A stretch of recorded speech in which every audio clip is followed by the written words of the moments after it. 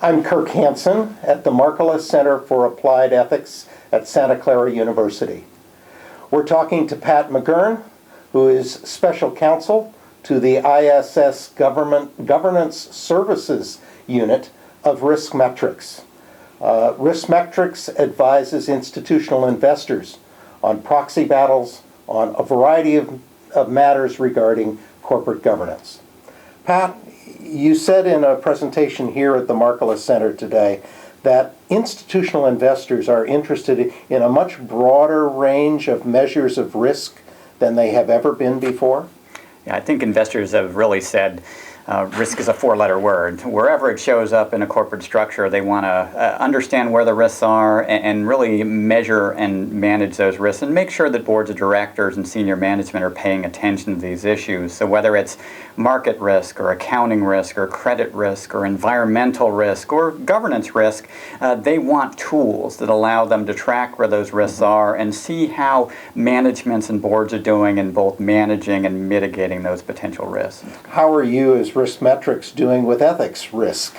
Is ethics risk a category institutional investors are interested in, and can you measure it in your services? Yeah, ethics risk is the people component of all those various other types of risk. I mean, you don't have accounting risk unless people have made some bad ethical decisions along the way. You don't have governance risk unless there is an imbalance of power, if boards are not holding senior management accountable. You're going to be more likely to have problems with environmental risk or some of the reputational risk areas. Bribery, for example, is directly attributable to having ethical problems or concerns within the corporate structure. So can you tell from the outside whether a corporation is really subject to this ethics risk?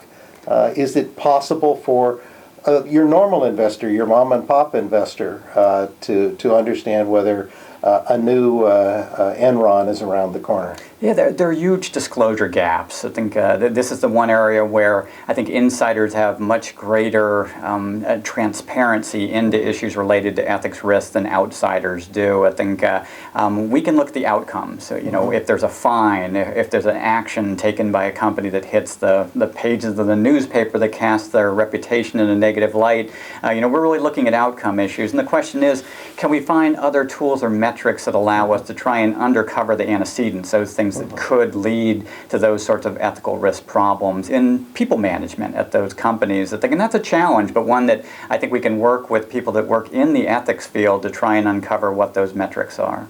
Now, you say you think internally it's easier to see some of the evidence of ethics risk. What advice do you have to directors of corporations? You are concerned to a great extent with the governance process and how directors do their jobs. What advice do you have to them about thinking about this dimension of ethics risk? Yeah, I often say the three most important things in corporate governance are, in order, communications, communications, and communications. The first communication is the written documents, the public filings that a company makes, those communications that, again, are going into regulators and other bodies, those that are publicly available. Setting a tone in those documents and providing greater transparency is critical to developing trust. The second form of communication is basically how the company communicates its processes to the outside world, and so not things that are required in government filings, but your governance guidelines, your ethics codes, how you deal with those particular issues. And the final form of communication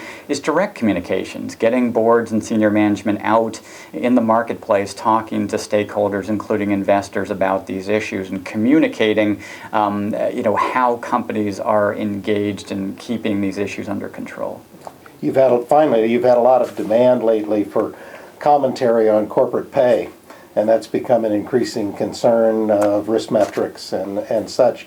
Do you have any advice for directors on corporate pay as it relates to the ethical capacity of the executives? Can corporate directors reward executives for their ethical capabilities and sensitivity? Yeah, we've learned the hard way that incentives work. If you incent somebody to do the wrong thing, they're going to do the wrong thing. And sometimes that can threaten not just the company itself, but as we've seen. And so I think the first step on the part of boards is to understand what sort of behavior. We really want to focus companies more on long-term objectives and making sure that they are creating sustainable value growth, and we aren't paying people for short-term performance that may not end up being sustainable over the long run. I think, and roll up their sleeves and really break down the components of their compensation programs to ensure that they're not incentivizing the wrong behaviors. Pat McGurn, thank you very much for being with us at the Markkula Center for Applied Ethics at Santa Clara University.